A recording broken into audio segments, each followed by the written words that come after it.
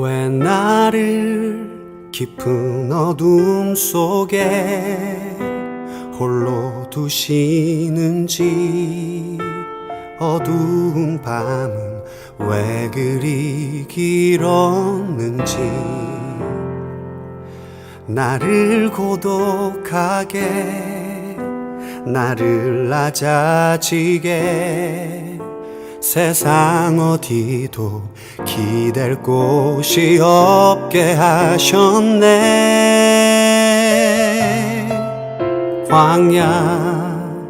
광야에 서 있네.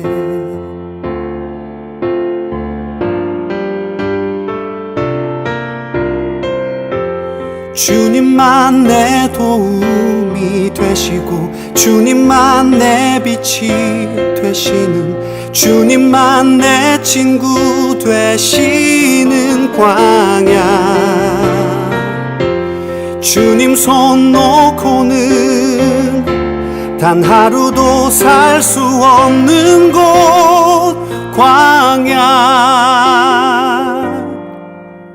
광야에 서 있네.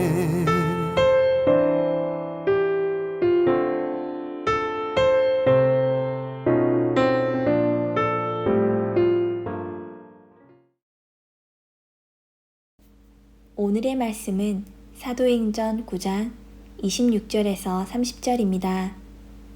사울이 예루살렘에 가서 제자들을 사귀고자 하나 다 두려워하여 그가 제자됨을 믿지 아니하니, 바나바가 데리고 사도들에게 가서 그가 길에서 어떻게 주를 보았는지와 주께서 그에게 말씀하신 일과 다메섹에서 그가 어떻게 예수의 이름으로 담대히 말하였는지를 전하니라. 사울이 제자들과 함께 있어 예루살렘에 출입하며 또 주 예수의 이름으로 담대히 말하고 헬라파 유대인들과 함께 말하며 변론하니, 그 사람들이 죽이려고 힘쓰거늘 형제들이 알고 가이사랴로 데리고 내려가서 다소로 보내니라. 어떤 친구가 저에게 기독교를 세운 사람은 바울입니까? 라고 물었습니다. 그러니까 바울이, 이 질문은 그가 기독교를 몰라서 했던 질문이 아니라 기독교와 바울은 뗄래야 뗄 수 없는, 바울의 중요성을 묻는 질문이었습니다. 그래서 흔히 예수님이 없으면 바울이 없지만, 그러니까 그리스도를 만나지 않았으면 바울은 없었죠. 예수님이 안 계셨으면 바울이 없지만 바울이 없었다면 기독교가 없었을 겁니다. 이렇게 흔히들 이야기합니다. 그만큼 바울이 중요한 사람이지요. 위대한 복음 전도자로, 또 신약 성경의 권수로는 절반에 해당하는 성경을 기록한 사람, 더 중요하게는 신학적 체계를 세운 사람입니다. 그래서 바울에게 붙은 별명들이 많은데, 가장 위대한 신학자, 가장 위대한 선교사, 가장 위대한 목회자, 이런 칭호들이 바울에게 붙어 있어도 하나도 거리낌이 없는 사람이 바울일 정도로 대단한 삶을 살았죠. 저희는 율법에 충실한, 또 가말리아 문화생으로서 랍비와 이 율법 교사를 꿈꾸었던 바울이 얼마나 충실한 유대인이었는지, 전통에 충실한 유대인인지 바울의 서신을 통해서 곳곳에서 알 수 있습니다. 그는 매우 종교심이 깊었고, 또 율법을 깊이 연구했으며 엄격한 율법주의자였고, 유대 전통에 충실한 전통주의자였습니다. 그는 새롭게 싹트고 있는 기독교가 율법의 전통, 유대교에게 위협이 된다고 생각해서 기독교인들을 박해했던 사람입니다. 다메섹을 가는 이유도, 다메섹 회당에 지금 공문을 한 장 받아가지고 공문 좀 써주십시오, 그곳에서 그리스도인들을 칭하는 이야기가, 그 길을 따르는 사람들, 그러니까 그리스도인들에 대한 지금 이야기가 그 길을 따르는 사람들, 어떤 성경에는 새 길을 걷는 사람들을 내가 남녀노소를 불문하고 그들을 붙잡아 오겠습니다 하는 그 열정으로 지금 다메섹으로 가다가 그곳에서 예수님을 만납니다. 이 사건은 바울의 삶을 완전히 뒤집어 놨지요. 그 사건을 통해서 이제 이 바울은 기독교 박해자가 아니라 기독교 전도자로 변하는 사건입니다. 그리고 이제 이 예수님을 체험한 이 바울이 다메섹에서 복음을 전하려 하지만 그 사람들이 오히려 당황해합니다. 신실한 유대인들이 이제 변절자 바울을 죽이려고 하지요. 그래서 이제 이 바울은 아라비아 사막으로 갑니다. 저희가 사도행전 9장 보시면 1절에서 19절은 다메섹 이야기라면 9장 20절 보시면 사울이 다메섹에 있는 제자들과 함께 며칠 있을새, 이 사이에 간극이 있는데요. 그러니까 저희 사도행전에서는 그냥 이렇게 이어진 것으로 보이는데 바울은 이 시간을 갈라디아서 1장 15절에서 17절에서 이렇게 남깁니다. 이 다메섹 사건에 대해서 누가는 9장, 22장, 26장 세 차례나 다메섹 사건을 강조하는데, 다메섹 사건을 강조하는 이유는 바울이 예수님을 만났습니다. 바울은 예수님의 사도입니다. 바울은 변화된 사람입니다 하는 것을 증거하는 증거 본문으로 씁니다. 그런데 바울은 서신서에서 스스로 이 사건을 언급하지 않습니다. 이 사건에 대해서 갈라디아서 1장 15절 보시면, 그러나 내 어머니의 태로부터 나를 택정하시고 그의 은혜로 나를 부르시니가 그의 아들을 이방에 전하기 위하여, 예수님을 이방인에게 전하기 위하여, 그래서 바울은 이방인의 사도 이러지요. 그를 내 속에 나타내시기를 기뻐하셨을 때, 그러니까 바울은 이 다메섹 사건을 그를 내 속에 나타내시기를 기뻐하셨을 때, 그 다음에 바울의 행보입니다. 내가 곧 혈육과 의논하지 않고, 그 사건을 경험하고 가족들과 의논하지 않고, 또 17절 보시면 또 나보다 먼저 된 사도된 자들을 만나려고 예루살렘으로 가지 아니하고 아라비아로 갔다가 다시 다메섹으로 돌아갔노라. 바울의 행적입니다. 그러니까 다메섹 체험을 하고 아라비아에 3년, 무엇을 했는지 잘 모릅니다. 학자들은 그곳에서 바울이 깊은 기도와 묵상을 했을 것이라 하는 이들과 또 그곳에서 복음을 전했을 것이라 하는 두 이야기들을 전합니다. 그리고 그 아라비아에 3년 있다가 다시 다메섹으로 올라와서 이제 예루살렘으로 올라가는 이야기가 오늘 26절입니다. 26절 이하에 보니 이 바울이 예루살렘으로 갔는데 3년의 시간이 지났음에도 그곳에 있는 사도들뿐만 아니라 유대인들 아주 감정이 좋지 않습니다. 바울을 믿지 않습니다. 바울을 두려워합니다. 왜냐하면 기독교인들을 핍박했던 사람이 지금 개종을 해가지고 왔거든요. 기독교인들은 바울을 믿지 못하고 두려워하고, 유대인들은 이 배신자를 어떻게 해야 하나, 그를 죽이려고 지금 흉계를 꾸미는 이야기입니다. 바울의 처지가 참 난감하지요. 기독교 공동체에서는 환영받지 못합니다. 이 예루살렘에 올라가서 사도들과 교제하면서 바울은 이방인의 사도로 나를 보내주십시오, 지금 이거 하고 싶었거든요. 저를 써주십시오. 바울만큼 그 초대교회에 필요했던 사람도 없었습니다. 바울은 이미 로마 시민권자였고, 그가 태어난 곳은 다소라는 지금 저쪽 지역이죠. 소아시 지역이라고 하는, 그러니까 그리스 문화와 로마 시민권자에서 뿐만 아니라 율법에 정통한 사람이었습니다. 그러니까 유대교와 기독교를 가장 잘 연결할 수 있었고 복음을 전할 수 있었던 바울이 예루살렘 공동체에서 거부당합니다. 인정받지 못하죠. 유대인들에게는 배신자 낙인이 찍혀가지고 어떻게 이거 처리하나, 지금 이런 바울입니다. 그래서 그는 이제 고향 다소로 보내집니다. 30절에 형제들이 알고 가이사랴로 데리고 내려가서 다소로 보내니라. 그리고 이제 11장 26절에 가서야 안디옥의 복음이 전해졌을 때 다시 바울이 안디옥 교회로 불림받는, 바나바가 찾아가죠, 다소로. 그래서 이제 다시 재등장하는 이 시간이 숨어있는 시간, 잃어버린 시간, 10여 년의 시간입니다. 다소로 돌아간 바울의 발걸음 한번 생각해 보십시오. 유대인들은 이미 바울이 배신자라고 알고 있었습니다. 유대인들은 바울을 거절했고 기독교인들도 바울을 신뢰하지 않습니다. 부모님은 어떻겠는가요? 요즘 같으면 최고의 선생님에게 공부를 보낸 겁니다. 예루살렘으로 가서 율법에 정통한 학자가 되어서 유대 전통을 계승하라고 지금 바울을 예루살렘으로 유학 보냈는데 돌아온 모습은 기독교인이 되어서 돌아왔습니다. 그것도 그 공동체에서도 인정받지 못합니다. 여러분이 부모라면 이 바울을 바라보는 마음이 어땠겠는가요? 공부도 제대로 하지 않았습니다. 인정도 받지 못합니다. 최고의 경력을 가지고 있는 바울.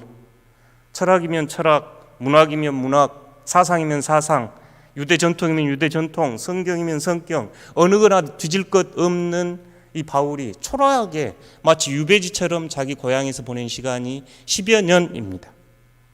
마음고생 많았겠지요. 거절과 상실감을 경험했을 겁니다.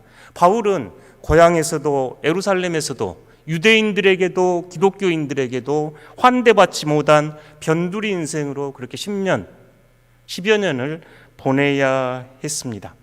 바울의 광야는 바울이 선교 여행을 하면서 경험했던 그 죽음의 고통이 아니라 바로 이 잊혀진 시간 아라비아 광야와 다소에서 보낸 10여 년의 시간이었습니다. 이때 바울은 무엇을 했을까요? 성경의 기록은 없어서 그의 삶 속에서 저희가 유추해 볼 수밖에 없습니다.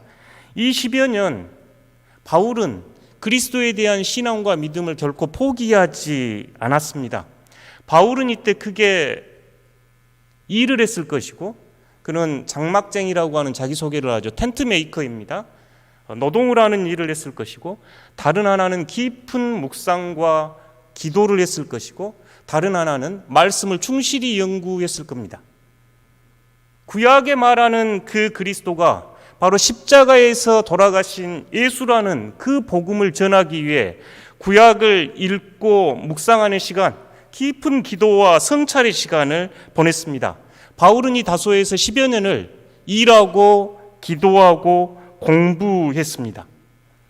비록 인정받지 못하고 버림받은 시간이었지만 바울은 이 기다림의 광야에서 마치 연장을 날카롭게 하듯 연마하는 시간을 가졌습니다. 1년, 2년, 3년 기다렸겠지요. 이제 나를 알아주고 나를 불러서 사도로 선교사로 보내주면 얼마나 좋았을까? 1년이 지나고 3년이 지나고 5년이 지나고 10년이 지나도 소식이 없었지만 바울은 이 시간 동안 마치 훈련하듯이 임상하듯이 이방인들을 연구하고 복음을 연구하며 기도했던 시간입니다. 때가 왔습니다. 사도행전 11장 25절 보면 바나바가 사울을 찾으러 다소에 이제 가서 이 바울을 픽업해서 안디옥으로 올라옵니다. 다소의 바울의 광야를 생각해 보면 바울이 끝까지 신실하고 충성된 일꾼으로 남을 수 있었던 것은 이 바울의 이 다소의 시간이 있었기 때문입니다. 바울은 고백합니다. 유대인에게 40에 감한 하나 감한 매를 5번, 3번의 태장, 돌로 맞고 3번 파선당하고 강의 위험, 강도의 위험, 동족의 위험, 이방인의 위험, 시내의 위험, 광야의 위험, 바다의 위험, 거짓 형제의 위험, 굶주림과 추위, 배신의 고통을 당하면서도 끝내 로마의 감옥에서 수감 생활을 하면서 생을 마감하면서도 바울이 결코 변하지 않았던 것은 이 다소의 광야에서 보냈던 인고의 시간, 기다림의 시간, 깊은 성찰과 묵상을 통해 주신 하나님의 은혜가 있었기에 그는 복음 전도자로, 선교사로, 위대한 신학자로, 목회자로, 멘토로, 스승으로 기억됩니다. 이 시간이 있었기에 바울의 주옥 같은 서신의 신학들이 발전했습니다. 만약 이 다소의 13년이 없었다면 바울은 그렇게 성장시키지 못했을 것입니다. 오늘 여러분 바울처럼 기다림의 광야, 아무도 나를 인정해 주지 않는 광야, 환대받지 못하는 광야에서 계신가요? 오랫동안 어떤 일들을 준비했는데 어느 누구도 그것을 인정해 주지 않습니다. 수용해 주지도 않습니다. 가까운 이들도 알아주지도 않습니다. 유배지와 같은 곳, 외딴 곳, 버려진 듯하게 누구에게도 기억되지 못하고 스스로 돌아보면 좋은 커리어와 훌륭한 경력을 가지고 있으면서도 이력서를 내보아도 직장을 구하지 못하는 이들 계신가요? 청년의 삶이 이 바울의 다소와 같은 생각이 들곤 합니다. 미래를 알 수 없기에 막연하고 두렵습니다. 그런 분 오늘 이 바울의 광야를 잘 묵상해 보시면 좋겠습니다. 바울은 이 기간을 허송세월 보내지 않았고 하나님께서는 이 시간 또한 바울이 견딜 수 있도록 은혜를 주셨습니다. 흔히 삼층천의 경험을 이때 했을 것이라 성서학자들은 추정을 합니다. 하나님이 주신 은혜가 있었기에 바울은 기다릴 수 있었고 복음 전도자로 준비될 수 있었습니다. 아프리카 동화 중에 그 마음씨 고약한 사람 벤 사독 이런 사람 이야기가 있습니다. 우리 심술쟁이 놀부 이야기처럼 벤 사독 이야기가 있었는데요. 이 사람은 좀 성질이 고약했던지 어느 날 그가 사막에 여행하다가 한 오아시스를 지나가는데 야자수 나무가 얼굴에 스쳤습니다. 마음이 되게 상해가지고 이 큰 돌을 하나 주워다가 야자수 위에 떡 올려놓습니다. 그러면 이제 야자수 나무가 자라지 못하고 죽을 것이라 이렇게 이제 생각하고 아주 큰 돌을 이 야자수 위에 올려놓고 이제 이거 곧 죽겠지 하고 이제 떠납니다. 이 나무는 이제 어떻게든지 살아보기 위해서 몸을 막 흔들어댑니다. 동화입니다. 근데 돌이 떨어지나요? 몸을 구부려봐도 그 돌이 떨어지지 않고, 그래서 이 야자수 나무는 다른 방법이 없어서 땅속 깊이 뿌리를 내려서 이 돌의 무게를 이겨내고자 합니다. 마침내 이 야자수는 뿌리를 저 땅속 깊이 있는 샘에 물에 내립니다. 그러니 이제 이 야자수 나무는 비록 돌이 자신을 누르고 있지만 이 깊은 샘까지 뿌리를 내렸기에 훨씬 더 크고 잘 성장할 수 있었습니다. 풍부한 물을 공급받고 사막에 뜨거운 햇빛이 있었으니 크게 성장할 수 있었습니다. 그래서 기품이 아주 왕처럼 당당한 큰 나무가 됐습니다. 비록 돌을 이고 있었지만 그는 아름다운 나무가 됐습니다. 몇 년 후 이 고약한 벤 사독이 이 나무가 죽었겠지 하고 그 나무를 보러 옵니다. 그러면서 큰 나무를 눌러놨으니 분명히 죽었을 거야 이러면서 그 오아시스를 찾아오는데 그는 그 나무를 찾을 수 없었습니다. 왜냐하면 그때 그 크게 성장한 야자수 나무가 자신의 그 몸 위에 큰 돌을 올리고 이렇게 이야기를 합니다. 당신께 감사드려야겠군요. 당신 덕분에 내가 이렇게 큰 나무로 성장할 수 있었습니다. 아프리카에서 들려주는 동화라고 합니다. 물론 우리 삶에도 이런 이야기들 많지요. 고난과 고통의 시간, 인고와 기다림의 시간이 더 성장시킨 이야기는 많습니다. 저희 종교개혁가 중에 루터 이야기도 매우 비슷한데요. 루터는 독일에서 추방을 당합니다.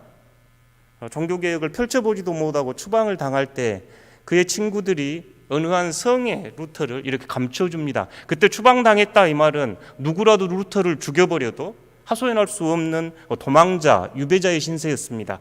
그런데 그 성 탑 꼭대기에서 루터가 했던 일은 라틴어 성경을 독일어로 번역한 일이었습니다. 종교개혁의 가장 큰 영향은 이 독일어 성경이었거든요. 그 당시 심지어 목회자들도 성경을 보지 못했고 일반인들은 아예 성경을 대하지도 못했을 때 루터는 그 성탑의 꼭대기에서 라틴어 성경을 독일어 성경으로 번역하고 후에 그 성경을 독일의 전역에 뿌려지면서 종교개혁의 불꽃은 광야를 휩쓸고 일어납니다. 도망자의 신세, 성탑에 갇혀 있어야 하는 그 시간이었지만 하나님께서는 그 시간 루터를 준비시켰지요. 다소에서 13년 거칠고 험한 시간입니다. 준비를 잘 했는데 가장 국제적인 감각을 가지고 있었고 율법에 가장 정통했으며 예수 그리스도의 복음에 대한 가장 확실한, 가장 신실한 신앙을 가지고 있었던 바울이지만 어느 누구도 그를 인정해 주지 않고 그를 환대해 주지도 않고 버림받고 인고의 시간을 보여야 했던 그 바울의 광야 13년이었지만 이 시간을 통해서 바울은 더 튼튼해지고 더 성장할 수 있었습니다.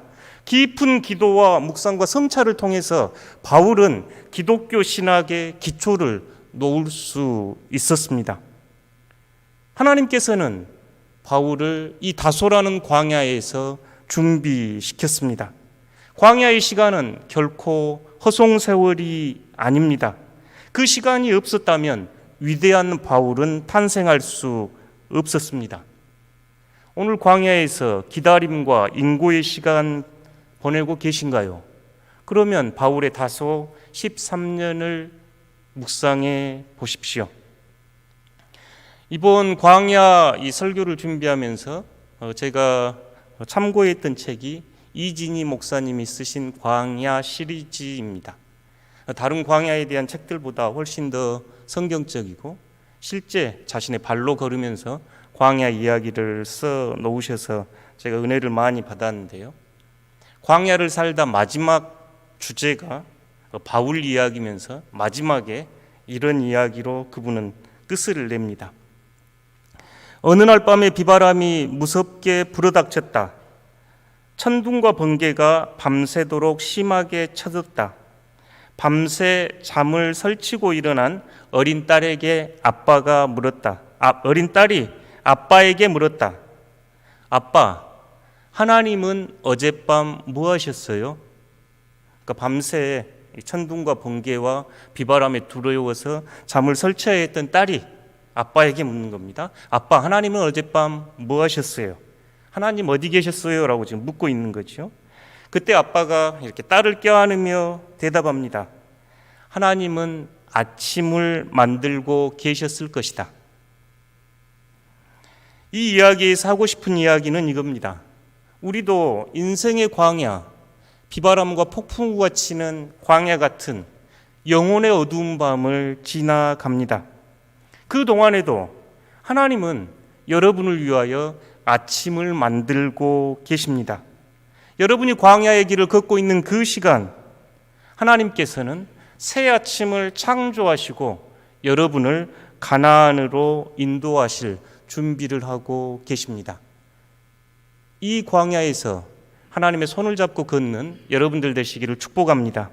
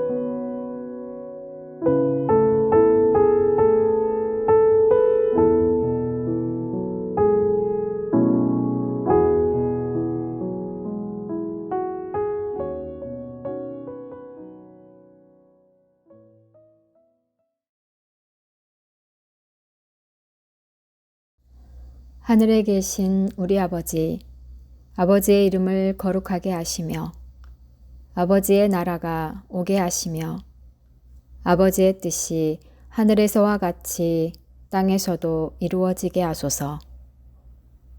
오늘 우리에게 일용할 양식을 주시고 우리가 우리에게 잘못한 사람을 용서하여 준 것 같이 우리 죄를 용서하여 주시고 우리를 시험에 빠지지 않게 하시고 악에서 구하소서.